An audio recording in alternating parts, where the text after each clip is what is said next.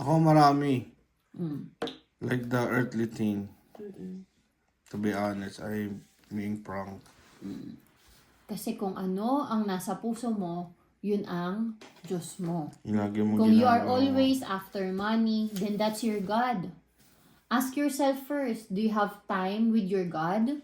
Do you have time with the Lord? Para masabi mo talagang He is your God.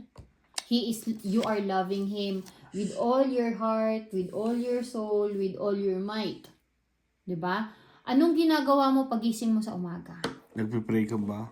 May quiet time ka ba? 'Di ba? Are you doing your devotions every day? Sa lahat ba ng ginagawa mo, naalala mo yung mga commandments ni Lord? 'Di ba? Sa lahat ba ng ginagawa mo, or tanungin mo na lang ang sarili mo, sa buong araw na ginawa ng Diyos sa'yo, ibinigay sa'yo ni Lord na 24 hours ngayong araw. Ilang beses or ilan sa 24 hours na yun ang ibinigay mo sa Kanya? 'Di ba? Ilan oras ang binigay mo sa cellphone mo? Ilang oras ang binigay mo sa laro mo? Ilang oras ang binigay mo sa friends mo? Compare it to the time na ibinibigay mo kay Lord. Kasi doon pa lang marirealize nyo na, hindi si Lord ang priority ko sa buhay. Even me, I am not in the position right now to tell na si Lord lang ang Lord ko. Kasi I even have to study, diba? I have you guys. Pero ang inuuna ko, as much as I can, is to grow in the Lord. Maintindihan naman ng Diyos yan na kailangan nyo ng friends nyo, na kailangan nyo ng families nyo, diba? Pero ang sinasabi niya dito ay, dapat siya lang ang Diyos mo. Siya ang unahin mo. Diba? Sinasabi rin dito guys, na hear. Ilang beses sinabi ang hear or listen? Doon sa binasa nyo? Madami. 2 beses. Dalawa, oo. Diba? So, ibig sabihin kasi kapag may pinaulit-ulit kasing salita sa Bible, ibig sabihin gusto ng Lord, importante siya. Ibig sabihin, kailangan mong makinig talaga. You have to listen carefully kasi ito nga yung Utos. most important and very first commandment of God. Diba? Kasi even kay Jesus noon, ang tinuro niya ay, unang-unang yung tinuro niya ay, love God and then love your neighbor. Diba? Diba? So, unang-unang commandment niya is, love God. Diba? Anong promise ang ibinigay ng Panginoon? A land filled with... No. Ay. After, kapag kasumunod ka daw, if you obey. Good, long-lasting life. Tama. Sinabi dito ay, long life and all will go well with you. All will go well with you. Totoo ba yun sa tingin ninyo? Yeah. Amen. Kasi anak, sa totoo lang, from 2018 to 2025, the Lord has blessed us abundantly. Diba? Hindi natin kayang bilangin kung gaanong blessings ang binigay ni Lord sa buhay natin. And today, diba, tingnan nyo, we have our own house na. Diba? All glory to God. Diba?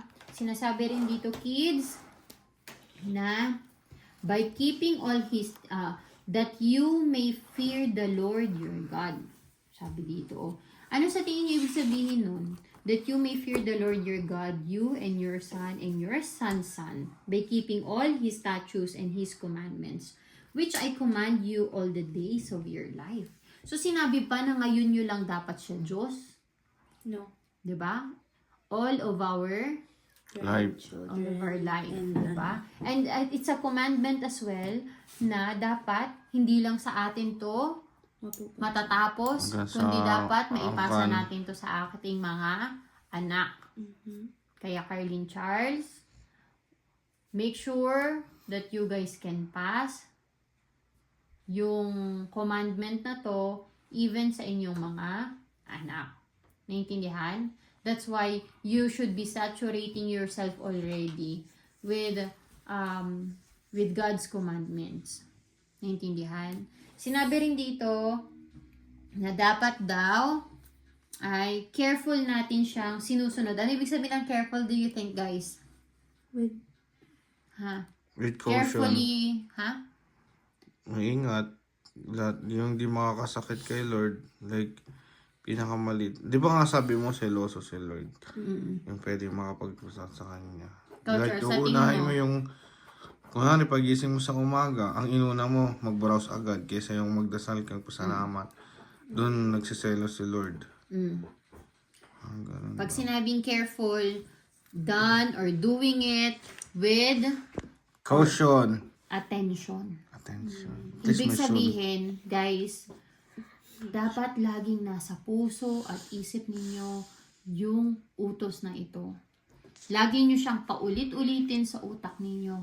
Kasi ang brain natin, kapag isang beses nyo lang siya binasa, hindi siya papasok. Sa tatata. Pero kung palagi nyo siya sasabihin sa utak nyo, love the Lord your God.